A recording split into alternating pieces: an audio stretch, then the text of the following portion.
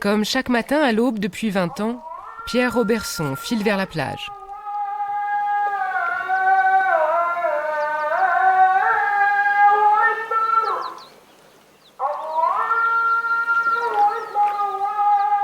C'est aussi l'heure où le muezzin appelle ses fidèles. Loin du monde, le jour se lève sur l'île de Lamu, confetti d'empire oublié où l'islam se mêlait à l'Afrique.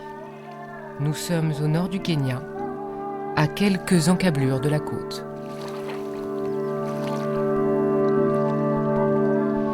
On est dans l'espace africain avec le parfum arabe. Ça crée un charme inouï. C'est un endroit qui est en dehors du temps, qui a été préservé du développement. Et donc il a pu continuer à vivre dans sa longueur, même jusqu'au début des années 2000. Les dernières maisons passées, la plage s'offre intacte.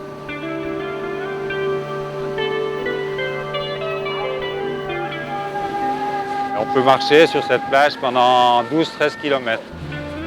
Il n'y a rien. Non, il n'y a que des dunes, il n'y a aucune construction, il n'y a que des dunes, un peu de palmiers, un peu de doum palmier, du sable et la mer.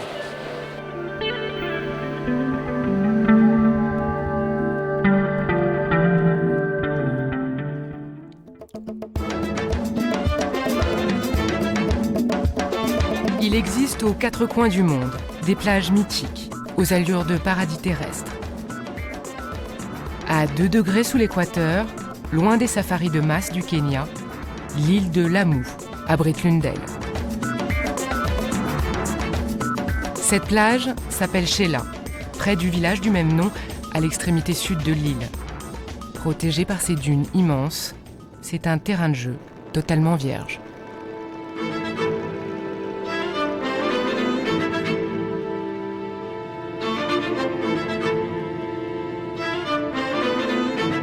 Un Éden qui fut un temps la Katmandou africaine, mais qui attire désormais de grosses fortunes.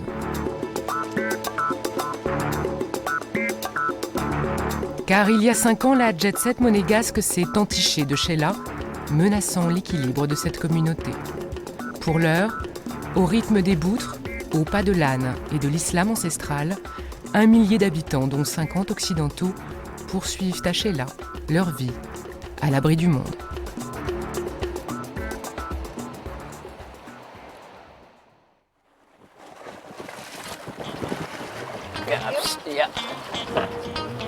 À toi, Salim, 23 ans, est l'un de ceux qui a su tirer profit de ces changements. Depuis 4 ans, il coordonne un projet de conservation marine de Lamu. Ce matin, il mène les touristes à travers la mangrove, direction la plage, où une espèce menacée voit le jour.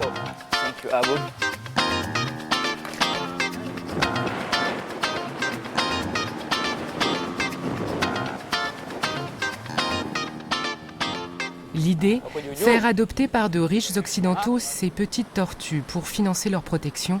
Grâce aux efforts de l'association, 25 nids sont ainsi surveillés sur les plages de Lamu.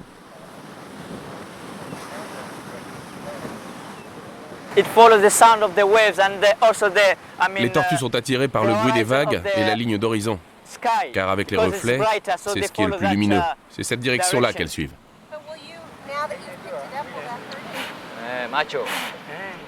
Une sur 1000 seulement atteindra l'âge adulte. Dans 30 ans, les heureuses survivantes reviendront pondre sur cette plage, à moins qu'entre-temps le développement touristique n'en décide autrement. Pour cette fois, au moins, tous les œufs ont éclos. 95, 96, 97, 98, 99, en voilà 10 de plus. Ça fait 114 œufs, 100% de vivantes, c'est fantastique. Si tu commences à développer une plage où naissent les tortues, c'est fini, elles ne reviendront pas, car elles seront dérangées. Elles iront vers une autre plage, mais il est impossible de savoir où tu perds leurs traces.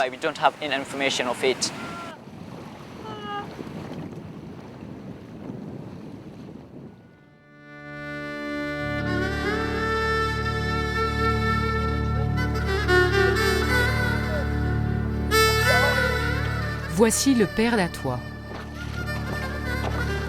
Salim, Mohamed Salim, 54 ans, dont 42 pêches, un sage indifférent à l'engouement suscité par la moue et qui cultive des techniques bien à lui. Mon pied, c'est comme une seconde main. Ça me sert à ce que la ligne reste bien tendue. Les gens d'ici partent parfois 3 jours de suite sur de gros bateaux avec de la glace et tout pour conserver les poissons. Moi, je pêche de façon artisanale. Je n'aime pas m'éloigner de mon village pendant plus de 8 ou 10 heures.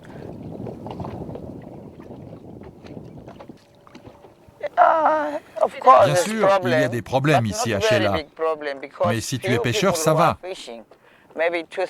On n'est que 2 ou 3 à faire cela encore. Et moi, je ne pêche que des poissons. C'est plus simple. Les autres, ils pêchent des touristes.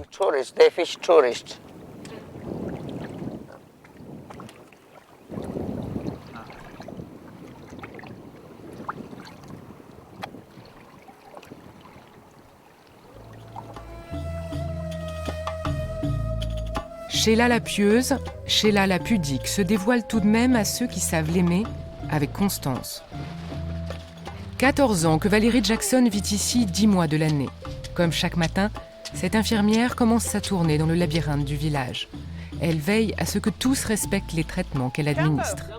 Comment va ton pied? Laisse-moi voir. Montre-moi.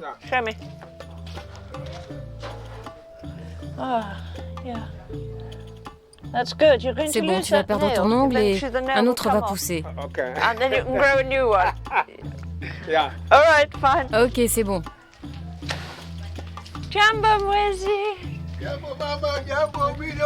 Des jeunes aux anciens, elle les connaît tous, car elle venait ici bien avant que Sheila ne soit à la mode. Sous ses yeux, le petit village de pêcheurs s'est radicalement transformé. Vous voyez cela? Je ne peux pas dire à qui ça appartient. Mais vous le savez, n'est-ce pas? À quelqu'un de très important. Au prince de Hanor. Il la loue à un prix très élevé. On pourrait dire que ça crée de l'emploi.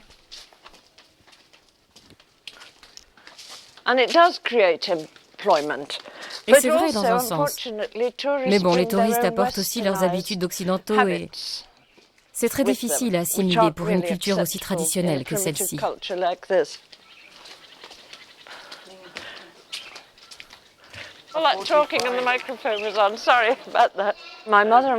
Ma mère et mon père ont tous les deux été formés pour être des missionnaires en Afrique.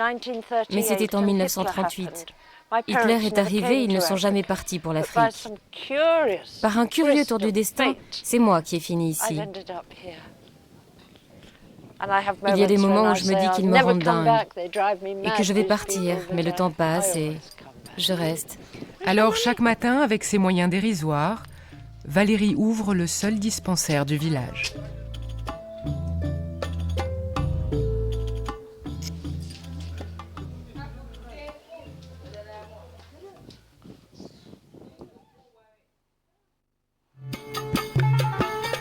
Mille ans de commerce ont uni la moue, l'Arabie et l'Inde. Un millénaire aujourd'hui révolu. Désormais, c'est le tourisme qui souffle dans les voiles de ces boutres. Mais dans leur sillage reste le souvenir de somptueuses cargaisons, de bois de palétuvier, d'épices, d'ivoire, de soie, d'ambre, d'esclaves aussi.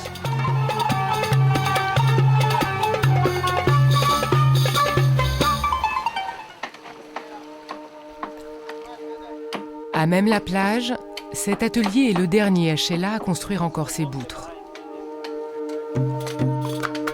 Mohamed Maoli a perdu le compte de ceux qu'il a fabriqués de ses mains. Plus que quelques clous et celui-ci sera fini. Pas de plan dessiné, pas de technique de pointe pour les façonner.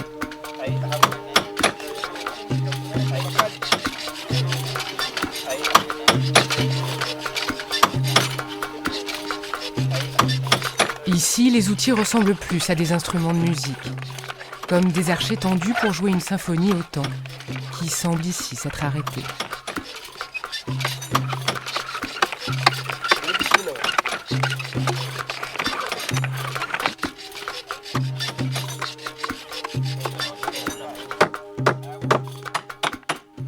Je suis le seul à construire encore des poutres parce que c'est un travail très difficile. Beaucoup de gens n'ont pas envie de le faire. Ils préfèrent aller travailler avec les touristes, car c'est plus facile. Vous faites plus d'argent. À l'époque, il fallait de solides bateaux pour affronter les océans et amener les marchandises depuis l'Arabie et Zanzibar. Mais Mohamed Maoli se désole. Les boutres qu'on lui commande désormais, ceux qui ont les faveurs des capitaines de l'île, les voici. Plus vastes que ceux de l'Amou, ils permettent de transporter plus de touristes à la fois, mais ils sont de plus pure tradition, du Mozambique.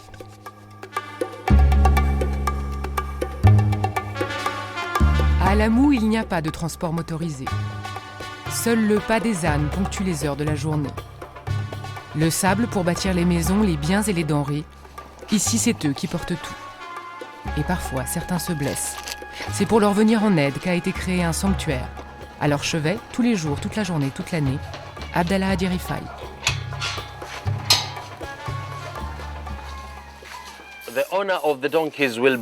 Les gens nous amènent les ânes malades. Tout le monde sait qu'il y a ce sanctuaire et qu'on s'occupe des ânes gratuitement. Les gens de l'Amou sont très pauvres. Ils vivent surtout en se servant des ânes. En fait, toute la ville de l'Amou a été bâtie grâce à eux, sur leur dos. Les ânes sont là depuis 1000 ans et depuis le début de l'histoire du peuple swahili. Celui-ci, malgré sa grave brûlure, s'en sortira grâce à des piqûres d'antibiotiques. Le sanctuaire a été créé en 1997, le 4 juillet. On a l'habitude de dire que c'est le jour de l'indépendance des ânes de l'Amou. À dos d'âne, mais aussi à dos d'homme. Sac de sable par sac de sable, l'Amou s'est construit et se construit encore. Avec le succès de la plage, les demandes se multiplient et le prix du mètre carré à Chella flambe, rivalisant avec les tarifs parisiens.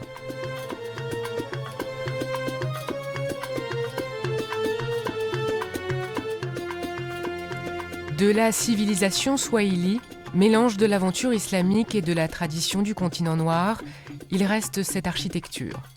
Labyrinthe de maisons aux façades aveugles, portes massives, murs en pierre de corail. Ahmed Kouresh est un homme occupé. Artisan et maître d'œuvre, il jongle avec plusieurs chantiers de rénovation. Aujourd'hui, seuls les étrangers ont les moyens de s'offrir ces somptueuses demeures.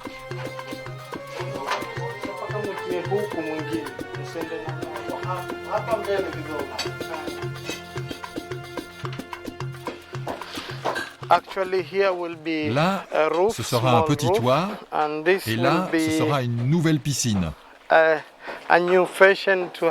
construite à même le toit. Ça ne sera pas le style swahili. Non, c'est le style moderne, si l'on peut dire. Le plus coûteux, ces parois de corail en provenance des fonds marins de l'Amou, idéal pour isoler de l'accablante chaleur de l'équateur.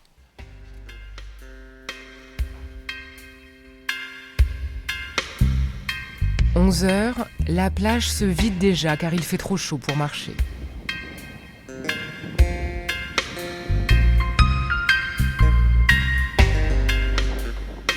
Un seul homme travaille. Caché dans les branchages, c'est le voisin du prince de Hanovre. Le prince, quand il est là, c'est spécial, parce que personne n'est supposé prendre de photos. Il y a des gardes du corps partout. Il vous a acheté des choses ? Oui, et à très bon prix. Une fois, l'un de ses enfants voulait quelque chose. C'était une peinture. Alors il lui a demandé laquelle il voulait. Il n'a même pas demandé combien ça coûtait. Il a sorti un gros paquet d'argent comme ça. Et il me l'a donné. James est originaire du cœur de l'Afrique, de l'ouest du Kenya. Et pour lui, il n'a pas été facile de s'installer à Chella. Les gens de Chella n'autorisent que très peu de vendeurs. Ici, on n'est que 3. Moi, j'étais le premier et après, les amis sont venus.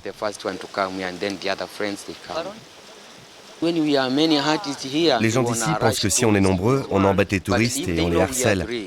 Alors que si on est juste 3, c'est plus facile de nous contrôler et de voir ce qu'on fait. Si on est trop nombreux, ça leur fait trop de travail.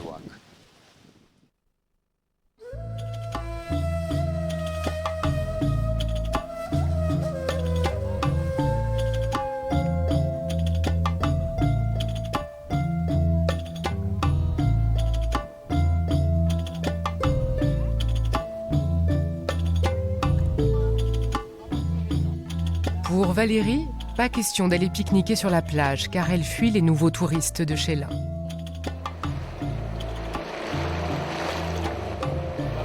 Alors, avec quelques amis, direction l'île de Manda, juste en face, là où sont les chambous, les terres cultivées. Aujourd'hui, c'est pour la récolte du millet. C'est un pique-nique autour d'une famille qui vient de finir la récolte. Que personne ne tombe ou ne se coupe. Moi, je ne travaille pas pour le moment.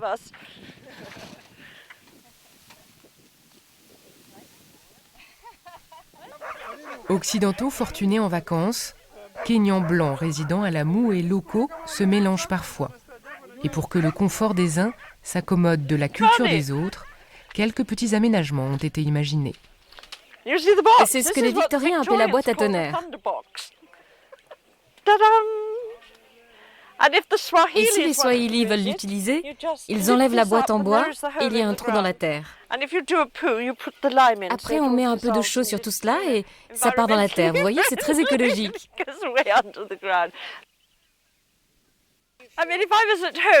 Si j'étais en Angleterre, avec mes enfants mariés et qui vivent loin, je n'arrêterais pas de les appeler.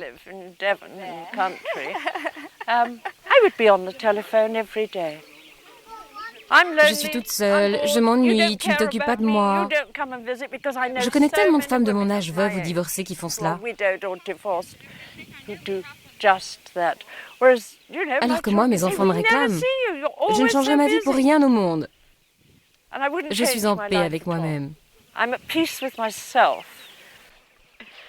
Ali. Welcome, fine. Hello, how are you?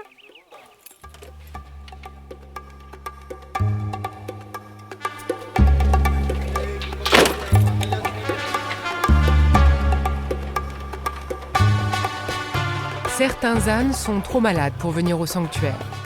Alors, sacrifiant à la règle, cette jeep a été autorisée sur l'île.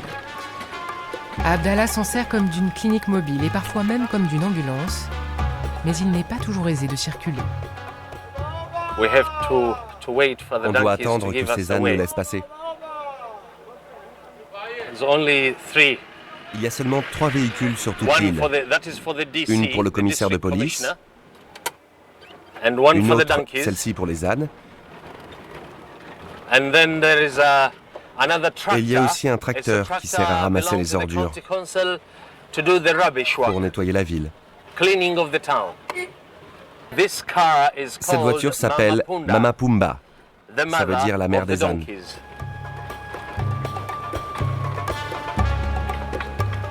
Un quart d'heure en voiture, mais plusieurs heures à pied permettent de relier le cœur de l'île au village de Lamu. Là encore, ce sont les ânes qui portent tout ce que les paysans iront vendre au marché.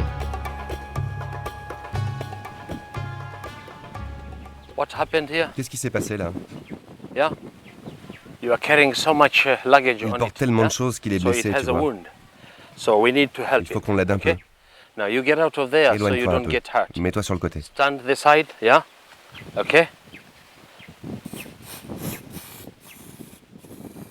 Comment il s'appelle? Lion. Tu as nommé cet âne Lion. D'accord, Lion alors. Nice one.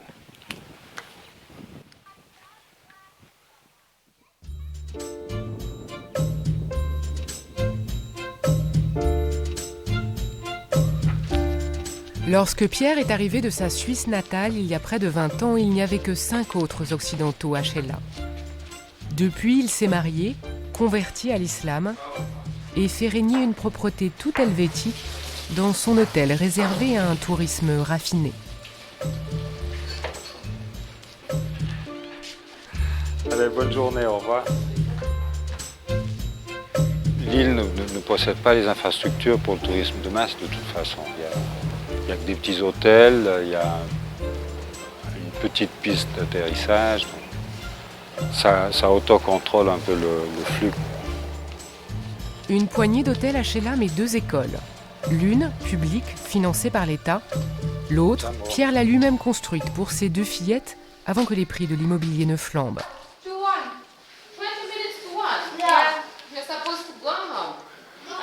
Yeah. Mais il reste quelques travaux à terminer. Je prends les mesures pour... parce qu'on a de l'eau qui rentre quand il pleut avec beaucoup de vent. On a de l'eau qui rentre par là. Alors il faut que je place provisoirement ce qu'on appelle des rain cups, des protections, qu'on va faire en tôle parce que le mur derrière il n'est pas crépi encore. C'est maternelle fait maison. C'est une ruine que j'ai achetée parce qu'elle était derrière l'hôtel. On a rasé au sol ce qu'il y avait et construit neuf. Une école élémentaire clé en main pour ses filles et quelques enfants du village. Une institutrice qu'ils font venir de la capitale. Il n'en fallait pas moins, selon Pierre, pour poursuivre sa vie de famille aussi loin du monde. C'est une école qui est construite autour de nos enfants pour leur permettre d'avoir accès ensuite à des écoles de niveau européen. Et ça nous permet d'avoir nos gosses près de nous jusqu'à l'âge de 12 ans. Parce que sinon, on devrait déjà les envoyer à Montbaza en internat.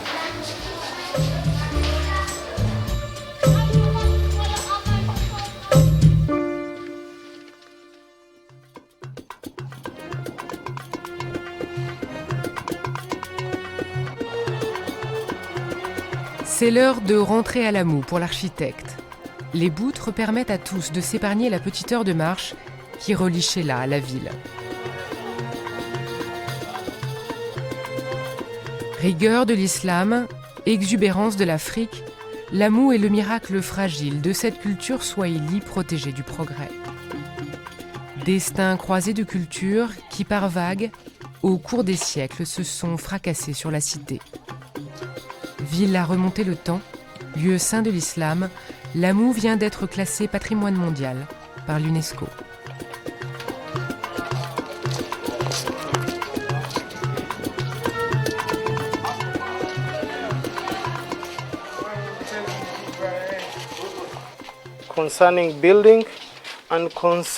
L'UNESCO a voulu conserver les bâtiments, bien sûr, mais aussi l'existence d'un endroit où les gens ont une culture très vivace. Je pense que c'est ça qui explique le classement par l'UNESCO de la moue.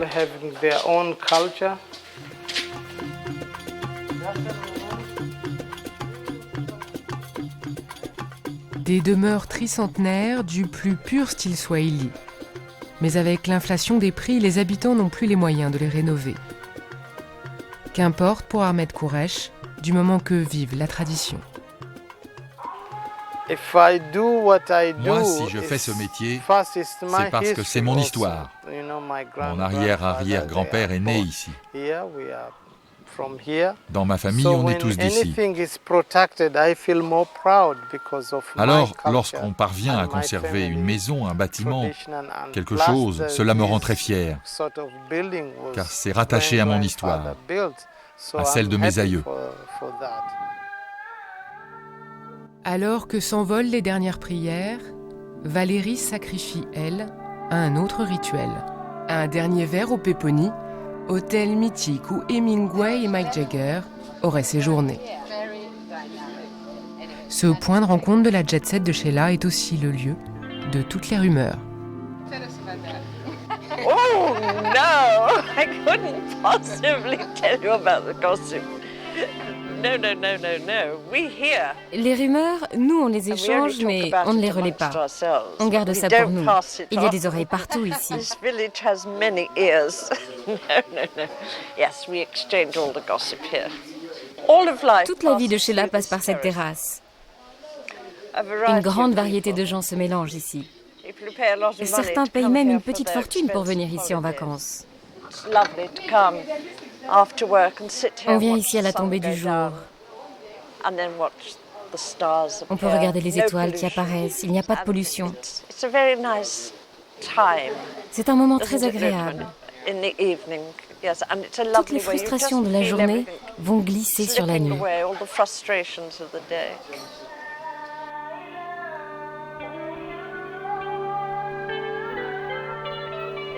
Lenteur et langueur, maître mot de la moue.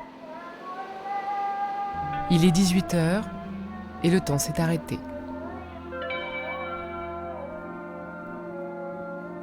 Après, la nuit tombera comme un voile. Protégée par ses dunes, la plage, encore intacte, se rendormira avec ses mystères.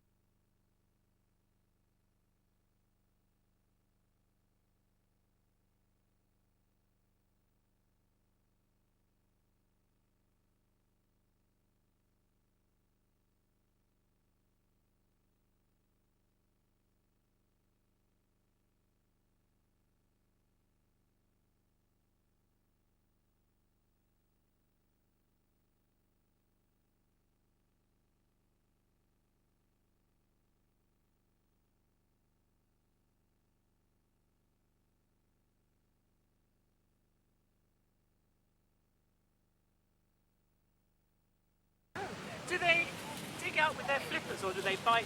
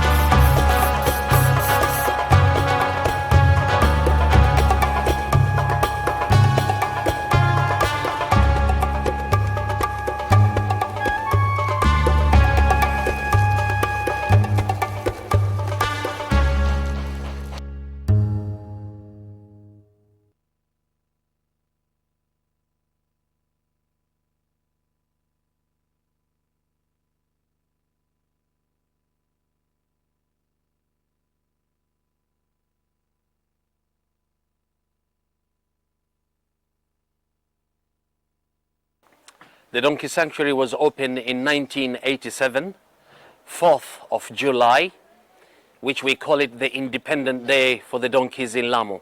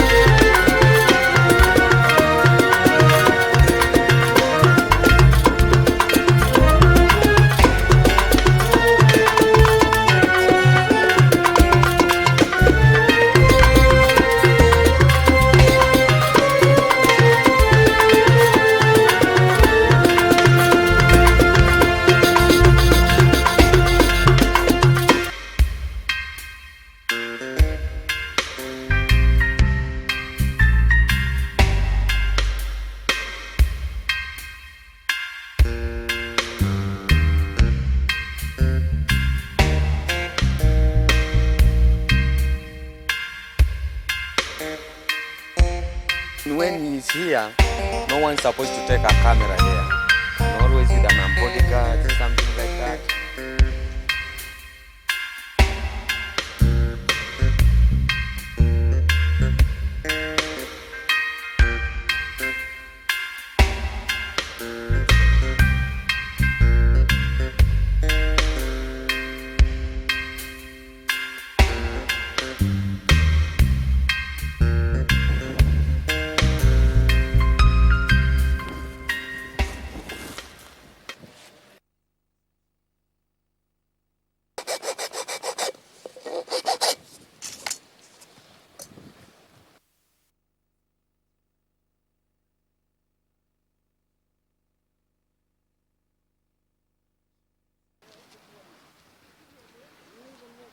Oh, it's very nice. Yeah.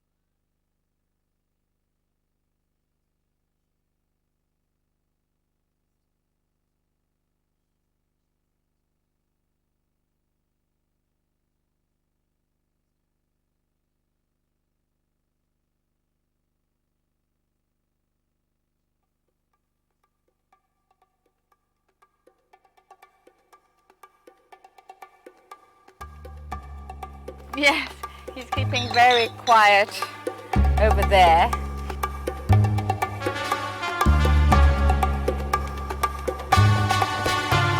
Mustard, plenty of mustard. No, mine is, this one is...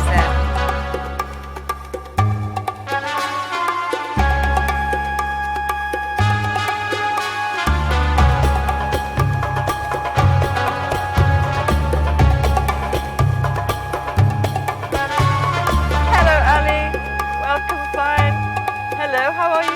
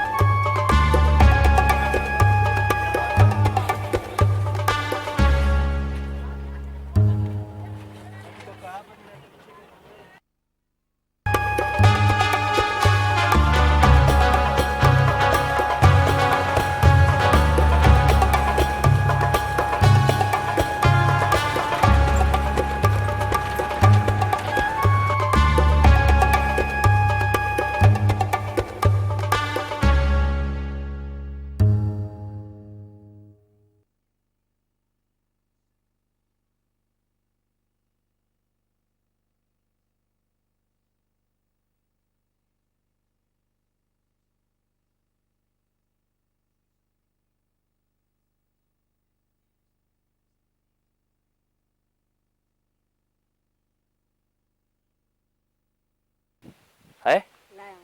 Lion. The name is Lion. Okay. Good. Lovely. Nice one.